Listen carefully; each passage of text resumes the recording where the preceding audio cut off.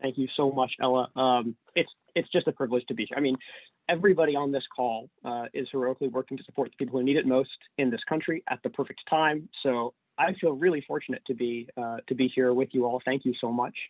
I'm going to share what we're doing at CareSignal. We are, as you will see, we're fanatical about accessibility and scalability in order to drive clinical impact and then financial sustainability. I'm pretty humbled to share. Actually, this is the first time we've shared this publicly. This year, CareSignal will touch more than 1% of U.S. adults across the U.S., largely safety net populations. We have tens of thousands of active individuals at FQHCs, Medicaid plans, and a number of other large payer and provider groups across the country every single day. So before I dive into what CareSignal is doing, let's talk about the why, which is specifically, I think, we hear RPM, and usually we think about investing in the high risk part of a population, the top of my metaphorical iceberg here, right? And that's good, but in order to really bend the cost curve sustainably, and in order to scale the clinical capabilities that are already in place with your teams, we also need to look at the rising risk population. And a few different recent publications have defined this really effectively, and have also shown that that's the path to cost-effective and sustainable remote patient monitoring engagement in the long term. And exactly as Ella said, and I think, Dr. Chavez and Dr. Braid prefaced this as well, there's kind of this dance that we're doing, right? On the left of this Venn diagram, you have traditional RPM, which is great, but expensive and sometimes can lead to more tech support and implementation issues. And on the right is patient engagement. CareSignal is deviceless remote patient monitoring. Think of us as very roughly 100 times more scalable than a device or connected device approach at 10% the cost, but with all of the same clinical actionability. And what that winds up leading to is the ability to penetrate deeper in a population than would otherwise be possible. In terms of the how, well, I mean, we have a running joke that nobody can escape CareSignal. We use the technological common denominator. Text messages, phone calls, we can go through a concerned caregiver if a patient isn't comfortable asking or responding to questions. Now, here's the other part. A lot of our populations that we're discussing here today don't have unlimited text message plans, even if they do have cell phones, and just about everybody does. So CareSignal has formed relationships with all the big cell carriers, so we can push messages through for free and receive them back for free, even when a phone runs out of minutes. And of course, meeting people where they are means more than just technology. It means language, it means cultural sensitivity, and we support English, Spanish through to Bosnian is the most obscure language I could find that we have active right now. Now, just to hammer this home, right, accessibility really is king. We want to make sure that from a health literacy and even just a true literacy perspective, we're meeting folks where they are. Tech perspective, cost should never be an issue. And then we need to drive long-term engagement using that familiar technology. Now, there's another challenge that I really want to discuss, which is, a point solution for a given condition, even the most worthwhile conditions right now, diabetes, heart failure, hypertension, is just that, as a point solution. We take a portfolio approach. So in the upper left here, you see exactly what we're discussing, right? The big three, the common offenders, and then of course COPD, asthma. You can imagine that the pulmonology side is pretty adjacent to cardiometabolic. But CareSignal also supports behavioral health, social determinants of health. In fact, we now have more than 11 modules across the SDOH spectrum, maternal health, including breastfeeding adherence, such as for new mothers on Medicaid, and then a variety of complementary and supplementary programs, each of which is evidence-based. And when we started the company, we recognized that technology isn't really, the hardest part. The hardest part is capturing sufficient clinical and financial evidence that we can help often slow-moving industry to see that there is a way to, with positive ROI, to adopt new tech. And that's led us to conduct more than 5,000 patients worth of IRB randomized controlled trials and quality improvement studies. We've now published 10 peer-reviewed articles in different medical journals showing these reductions on the screen. And just a fun one to highlight, even though it's a little bit out of scope for this conversation, our COPD randomized controlled trial was one of the first, if not the first, placebo-controlled trials in digital health. where we even controlled for the Hawthorne effect to make sure that the impact that our technology was having was really its impact and not just, an observation effect, which could be then compounded by a regression to the mean issue. All right, so we're gonna take a quick beat here, walk through the CareSignal workflow. I'll share some of the partners with whom I'm privileged to be working across the country, and then time permitting, I'll talk about our team and a couple of quick case studies. When you think about the CareSignal workflow, it all starts with a list of eligible patients. We work with our partners to figure out not just the high risk folks, but the rising risk. And once we have that list of eligible individuals, that's provided to CareSignal. And again, we can do this standalone, but certainly prefer EHR integration. We really love our partnership with Redox for Epic Cerner and just about everyone else.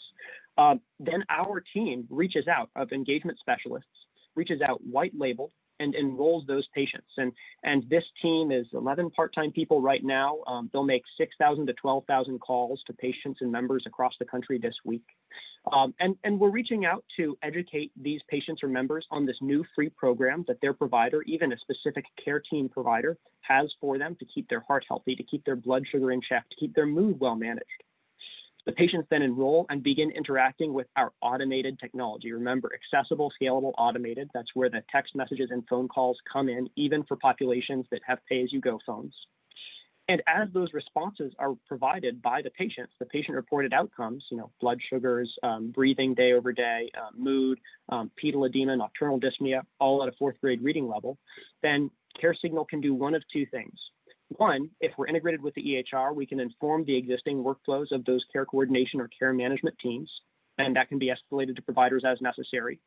Two, for groups that maybe don't have the operational and clinical infrastructure that they would need, we can use our own virtual care navigation team to supplement that care management, especially as that group is stood up within our partner. It's an analogy here that the tech folks will chuckle at, but this is kind of like having cloud flexibility before you bring something on-prem. And sometimes it winds up being more cost effective to keep it in the cloud for the long term. So, we're doing this with a variety of organization types. The common denominator across all of these groups is really the type of patient or member population. It's generally a rising to high risk population, lots of safety net representation. And there are some logos that I can't put on here, but some really large payers and payer provider joint ventures, as well as some really large Medicaid plans, including in the south of the United States. And these groups are all pursuing the same thing. How do you keep tough patients engaged as it relates to their chronic conditions for the long term? Which brings me to perhaps my favorite part before I go into a quick team and case studies. CareSignal has phenomenal engagement. I mean, we're really good at activating folks because we have that human touch up front. But after that, our half-life for this challenging population, just without anything else, is about 1 year. About 50% of folks stay engaged for a full year. But we're doing even better than that. So we have CareSignal AI, and I don't have time to go into too much depth, but CareSignal AI is able to predict which patients will disengage from our own technology with striking accuracy, 90 and 92% accuracy. And then our engagement specialist team can reach out and prevent about 57% of patients from disengaging that would have otherwise. And the kicker here, I think this is kind of evidence that preventative care really does work, is it's actually more cost effective for CareSignal to do that preventative re-engagement than it is to enroll new patients from scratch. So it benefits the patient, of course. It benefits our partner because they have better engagement with the existing population and can scale more confidently. And it benefits CareSignal too from a unit economics perspective. So CareSignal AI has been a boon.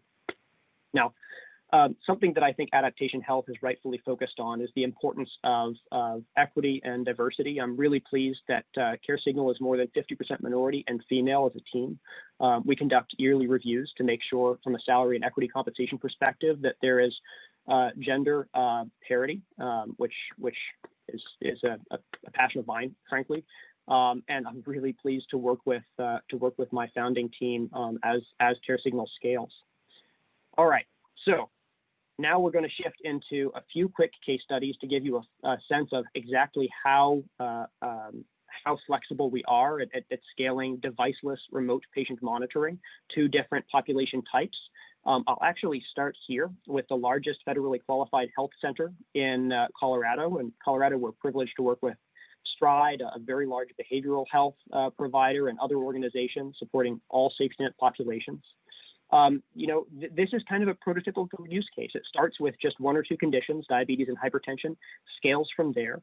CareSignal does all of the outreach and enrollment, and the existing care management team is able to scale their reach, billing for codes when possible, but driving quality, shooting for quality metrics that make this financially sustainable even while RPM isn't reimbursable. It shows in the data, and this is actually just the risk stratification data. But if we go up here to a large physician group based in St. Louis that was focused exclusively on CHF, diabetes, and COPD populations, not only were we able to ramp up to thousands of active patients in a matter of weeks, but CareSignal was then able to help this team scale from about 100 patients per care manager to about 1,500. The numbers don't lie. This team's own analysis showed a more than 10% reduction in total paid medical claims versus patients who were not on CareSignal. Even when you take into account the cost of the first event that made a patient eligible for CareSignal, that could otherwise be a regression to the mean issue. And again, 46% reduction in CHF ED visits, 31% for COPD. I was really proud of these. I'll pause here to highlight yet another case study. We can kind of do this all day on the research and case study side, but that's right at time. I would love to answer any questions that anybody has.